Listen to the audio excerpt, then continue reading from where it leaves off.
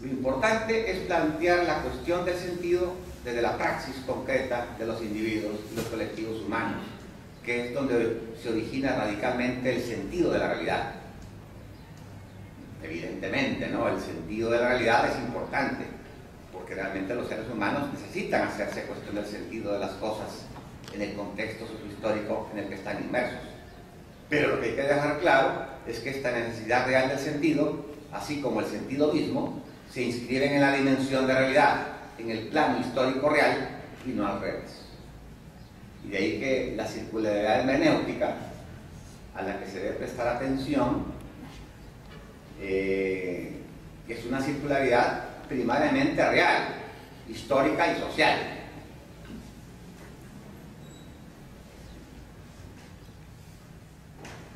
O sea, la circularidad hermenéutica es primariamente física, y lo es ya desde el punto de arranque de toda comprensión y de toda actividad humana, así como en el movimiento por el cual se constituyen las determinaciones concretas de la realidad histórica. Si la hermenéutica idealista del sentido, en la línea de Gadamer, concibe el método histórico como búsqueda del significado del acontecer histórico y de las interpretaciones, la hermenéutica histórico-realista yacuriana busca adecuarse a lo que es la historia como proceso real y englobante de la realidad humana, personal y estructuralmente considerada. O sea, dice Yacuría, frente al concepto de historia como relato histórico,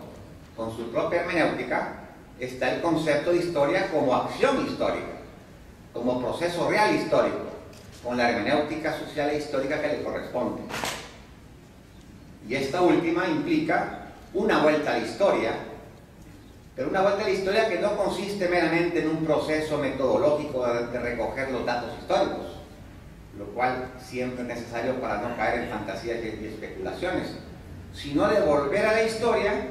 para captar el sentido de las acciones y las interpretaciones desde la misma praxis histórica, como lugar primario de verificación de las interpretaciones y de los conceptos.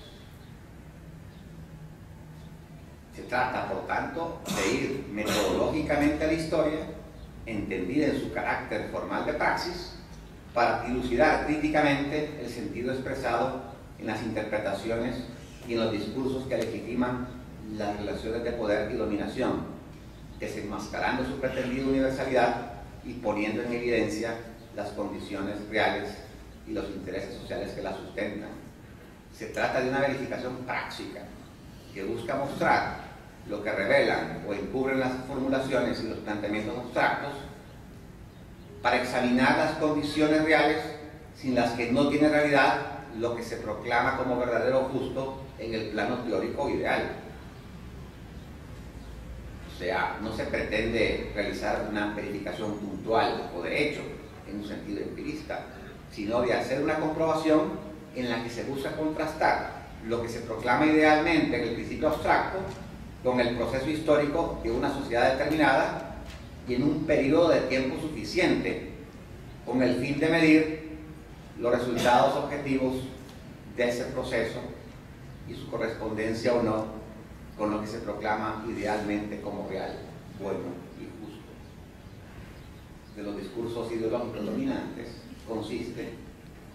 en hacer pasar como valores efectivos y operantes unos principios, conceptos o representaciones que son puramente abstractos y que son además presentados como universales, ocultando así la negatividad de la realidad sociohistórica en la cual se inscriben y se producen. Se habla, por ejemplo, de libertad de prensa como derecho fundamental y como condición indispensable de la democracia, pero si en realidad esa libertad de prensa solo la pueden ejercitar quienes poseen enormes recursos económicos que no son adquiribles por las mayorías empobrecidas y excluidas, resulta que en esas condiciones la afirmación abstracta de la libertad de prensa es un obstáculo fundamental y una condición artera que hace imposible la democracia. Y algo similar se puede plantear de los principios que pueden determinar la acción humana, como el amor, la justicia, la libertad, que solo serán reales si se realizan a partir de condiciones sociales e históricas efectivas. Afirmar que se quiere la libertad, el amor, etc., pero sin proponer las condiciones que los hagan efectivos para todos en una comunidad determinada o en la humanidad misma, es una mistificación que impide que los seres humanos no sean lo que se dice que deben ser. O sea, esta es la historización, ¿verdad? O el método de historización. Ellacuría entiende la historización como el primer momento lógico en la elaboración de un discurso liberador, y un nuevo discurso que ponga en evidencia la falsedad encubridora del pensamiento dominante y los fundamentos imaginados y desfundamentados de las posiciones ideologizadas. Si la ideologización, afirma Ellacuría, nos enfrenta con la nada, con la apariencia de realidad, con la falsedad, con la apariencia de verdad, con el no ser, con la apariencia de ser, se hace necesario una negación crítica que en el plano teórico se debe concretar en el ejercicio de esa específica hermenéutica histórica que es la historización, con el fin de romper con los límites de todo el ámbito de lo ideologizado y abrir la posibilidad de la construcción de un nuevo discurso teórico que, en lugar de encubrir y o deformar la realidad, la descubra y permita el discernimiento de las posibilidades reales de una efectiva liberación en la actual altura procesual de la realidad histórica. Son estos planteamientos los que permiten entender la vuelta que Ellacuría le da a la pregunta de Heidegger, ¿verdad?, en qué es la metafísica, ¿verdad?, su artículo famoso de función liberadora de la filosofía. En lugar de preguntarse por qué hay más bien ente que nada, Heidegger debería haberse preguntado por qué hay nada, no ser, no realidad, no verdad, etc., en vez de ente. O sea, en un contexto histórico marcado por la negatividad y por la nada del ideologizado, la actitud que debe mover al filosofar no es la angustia, sino la protesta, la inconformidad ante el estado de cosas existente y las ideologías que lo justifican. La historización se ejercita y se practica, pues, como parte de un proceso teórico práctico orientado a la liberación histórica, y supone, por supuesto, una opción previa por las víctimas y los excluidos del sistema y de todo sistema. A nivel teórico, se pretende descubrir, mediante la acción desideologizadora, cuál es la realidad deseable y posible en el actual contexto histórico. A nivel práctico, se busca apoyar las múltiples luchas de resistencia y emancipación que se llevan a cabo en la actualidad en las periferias del sistema, con el propósito de lograr una transformación sociohistórica de carácter estructural que permita la negación superadora de la negación, diría Ellacuría, y la negatividad que sustenta el estado actual de cosas existentes. Claro, Ellacuría está consciente que la función que ejerce la historización mediante la crítica ideológica no es suficiente para acompañar efectivamente un proceso de liberación, y por eso va a insistir en la necesidad de que la filosofía realice también una función creadora en la propuesta de horizontes y teorías, en el diseño de modelos y en la fundamentación teórica de soluciones viables y factibles para sustentar una alternativa a la civilización del capital. Específicamente, Ellacuría hace referencia a la necesidad de elaborar una teoría crítica de la inteligencia y del saber humano, una teoría general de la realidad, una teoría abierta y crítica del ser humano, la sociedad y la historia, una teoría del valor y del sentido de las cosas,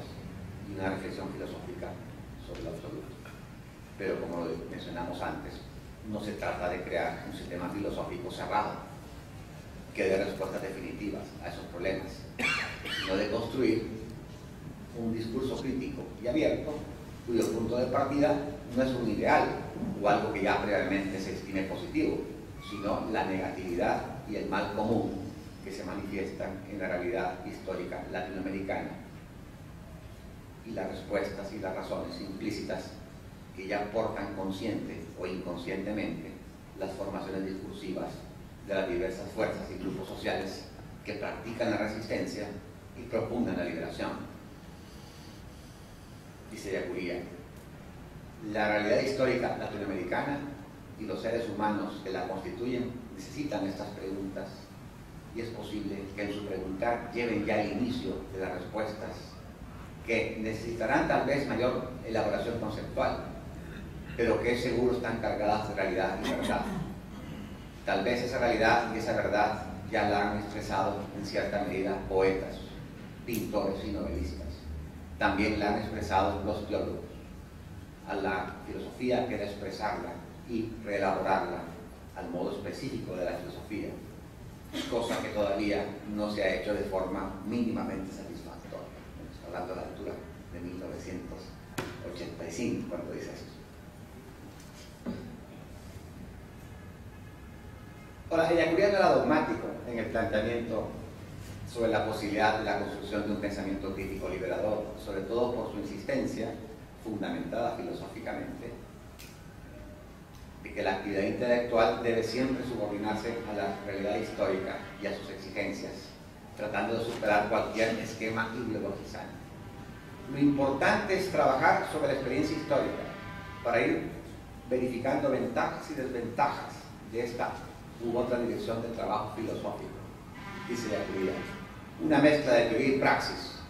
en la que la praxis plantea las incógnitas y los desafíos, y la teoría ofrece hipótesis de verificación, junto con horizontes proyectivos que han de ser comprobados o rechazados por la nueva praxis, puede ser el camino por donde avanzar hacia soluciones aceptables. Soluciones que a su vez han de ser revisadas por una teoría que se comporte críticamente, de modo, dice Ellacuría, que se mantenga equilibrado y lúcido al vaivén más o menos dialéctico, según los casos, de la acción y el pensamiento.